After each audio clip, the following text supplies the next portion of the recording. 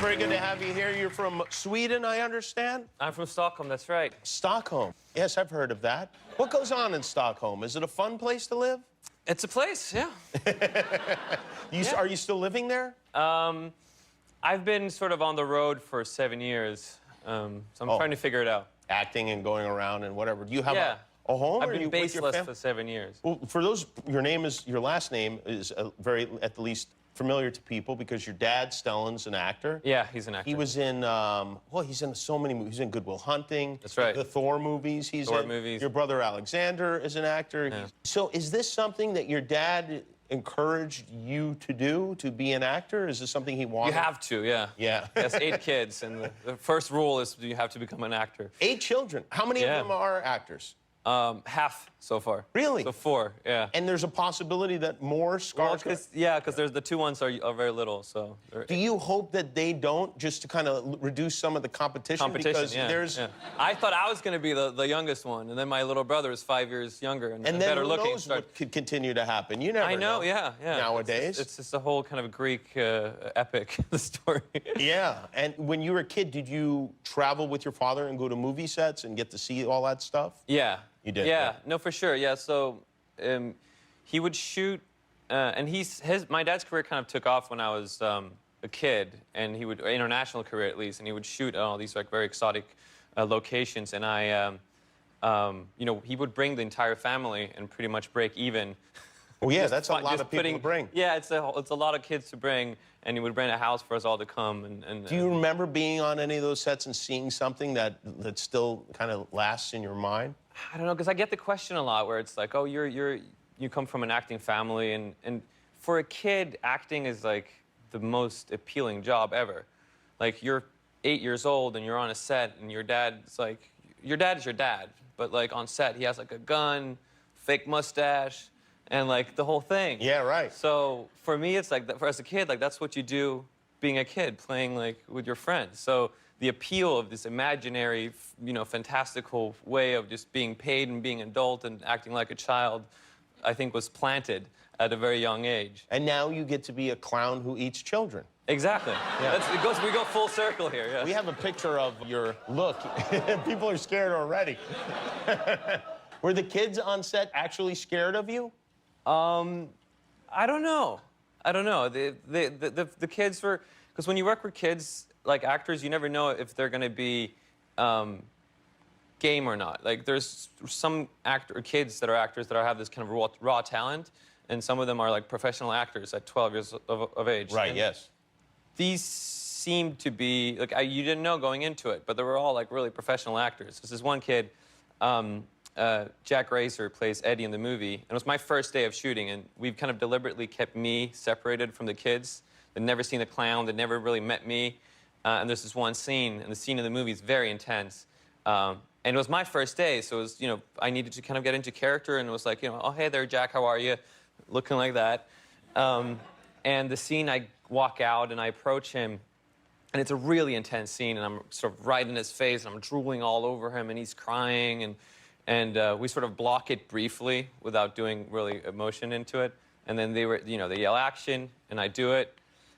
And I'm doing this clown thing, and I'm screaming, and I'm like, because part of Pennywise is that he hates the kids, and it's so much anger. And most clowns do, yeah. That's and then I approach him, and I scream in his face, and we're doing the scene, and he's crying and gagging and doing this whole thing, and I'm like, back the back of my head as we're shooting it, I'm like, oh my God, I'm traumatizing this child. Yeah.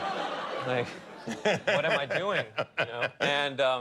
And then they say, you know, they yell, cut, and I go, like, oh, are you okay, Jack? He goes, love what you're doing. I love what you're doing with the character. I love what you're doing with the character. This is why clowns hate children.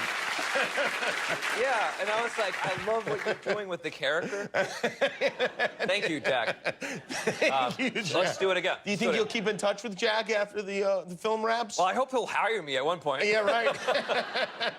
Well, I don't watch scary movies because I get too scared, but yeah. I heard this one is particularly scary. I think you got a good one on your hands there. But you'll never watch it? No, I will never see it. No, really? I will not.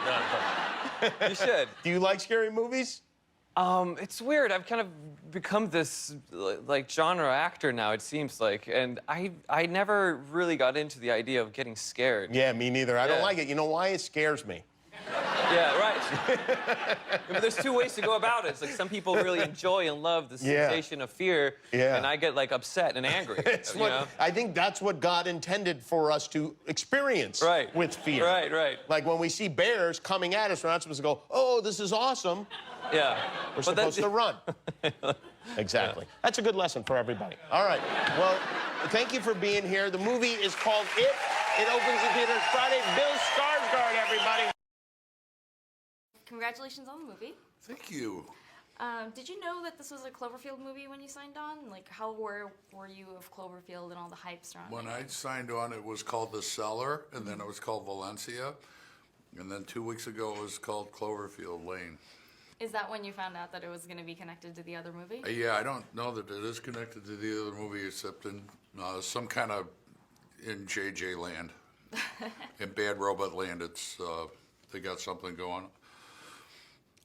So yeah, I'm the last to know, which is probably good. Are you bad at keeping secrets? No, the only thing they asked us, not to talk about it too much. And I didn't want to talk about it too much because who wants to spoil the endings and stuff like that? And it's nobody's damn business. So if it's nobody's damn business, I'm good at keeping secrets. So there's been a lot of viral marketing actually centered around your character, Howard. Did you have any input in that? I think I did some things a couple of weeks ago when I was doing some ADR work, and I don't know how much of it to give away, but I recorded some stuff. Oh, okay. Interesting. Well, I know that there were, like, messages from your character to his daughter and stuff. Yeah, so. stuff like that. You know more about it than I do. So the tagline for 10 Cloverfield Lane is "Monsters come in many forms," indicating that your character is one of those monsters. How do you get inside the head of a monster and make him feel real? With a drill. With a drill? No, you have to believe. No, you don't have to. You have to find out what he believes in most of all, what he wants most of all. He's got a very narrow scope of range, and make that the most important thing for the guy.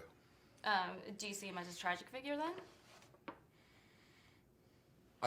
In a tragic figure in the sense that he's got bad wiring in his head. Mm-hmm. Outside of that, no. All right. He made his choices, and yeah, I mean, he probably could have been king of the world like he planned. Probably, we don't know. But if he surfaced and he was the only male around, he would be the alpha male for the first time in his life. So you have a really interesting dynamic with Mary Elizabeth Winstead and John Gallagher Jr.'s characters. How did you build that dynamic on set? We trusted each other. I trusted them because they're terrific actors. And yeah, I had to have a very specific thing going with Mary Elizabeth, and she is so damn easy to work with. So is John. It was a pleasure. Pleasure going to work every day. That's good to hear. Yeah. So what's the most interesting thing that you've learned about prepping for Doomsday? That I should probably prep more for hurricane season when it comes around. I live in New Orleans, and from June 1st to December 1st is hurricane season, and when I get home, I got to start thinking about that. Having made this film, do you have any advice for surviving the apocalypse? Yeah, just enjoy it. Yeah, you're going to go anyway, so make the most of it. Take a lot of pictures. Take a lot of selfies. Words to live by. Yeah. Sort of come off of the biggest franchise of all time and had just about any role. Theoretically, I mean, one of the more bankable actors at the moment, you could have chosen more or less any role. Small British horror. Yes. What drew you to that? It was a great script. I mean, ultimately, that's what it comes down to. I mean, I've done the franchise thing, and I loved it, and I'm I know I will never be in a film as commercially successful as that again. So in a way, there's no pressure to try and be. I read this script, and it was fantastic, and I thought it's a really compelling story that I think will have an appeal to a wider audience than just me. And then I met the director, and James, who's wonderful, and it became actually a very exciting prospect because it was to do something. It was to make what will be a very effective horror film, but also a film about loss and about grief and where the relationships and characters feel real, which is a thing that's becoming, I think, less and less common in horror. So yeah, it was that I suppose is what drew me to it. You speak as if you're sort of a horror fan, Daniel. You know what? I'm not really. I was never. That's what I think. One of the things that drew me to the script was the fact that it was so I didn't expect to enjoy it when I read it and somebody said this is a horror film script that you have to read. I knew The Woman in Black. Obviously, I was aware of the play and that there was a book. Had you seen the play? I hadn't seen the play. No, I missed that particular school trip because everyone I know seems to have seen it on a school trip, and I spent less time than I perhaps should have at school. Yeah, so I was reading it and I was so into it, and I hadn't expected to be. So I think that drew me in even more.